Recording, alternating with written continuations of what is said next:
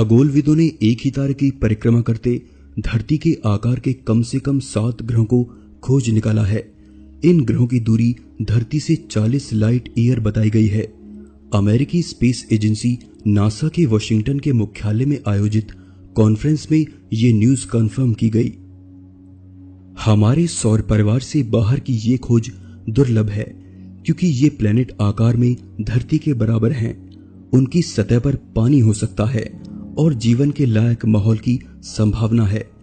Belgium की university of liaise के खगोलशास्त्री और इस अध्ययन के लेखक माइकल गिलन का कहना है कि यह पहला मौका है जब एक ही तारे के आसपास इस तरह के इतने ग्रह मिले हैं। इन सभी 7 ग्रहों की संरचना बेहद सख्त है और ये सभी ट्रैपिस्ट-1 नाम के एक बेहद ठंडे और छोटे से तारे के आसपास मिले हैं।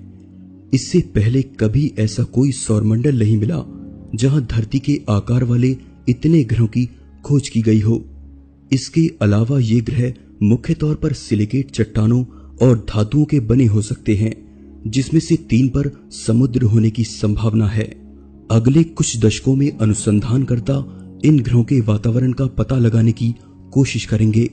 इससे पक्का हो पाएगा कि सच में उनकी सतह पर पानी और जीवन की संभावना है भी या नहीं। शोधकर्ताओं का कहना है कि अगले 1 दशक के दौरान पता लगा लिया जाएगा कि वहां जीवन मौजूद है या नहीं। उनका कहना है कि अगर ट्रैपिस्ट-1 के सिस्टम में फिलहाल जीवन नहीं भी उपलब्ध होगा तो निराशा की कोई बात नहीं है। यह तारा एकदम नया है जिसने कुछ ही समय पहले जन्म लिया है। ऐसे में उम्मीद है कि भविष्य में यहां जीवन विकसित हो सकता है।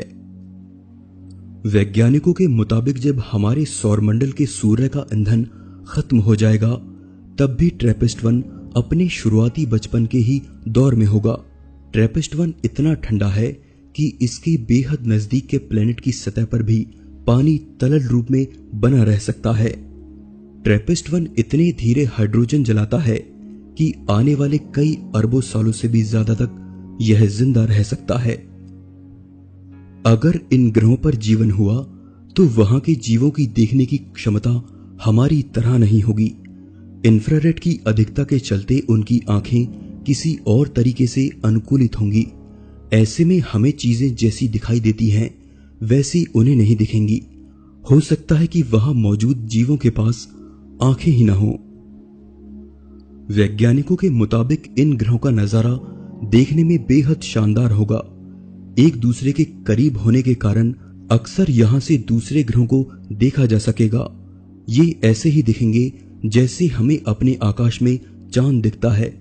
हमें उम्मीद है कि जल्द ही वैज्ञानिक इन ग्रहों पर जीवन की ज्यादा बेहतर संभावनाओं की खोज कर लेंगे।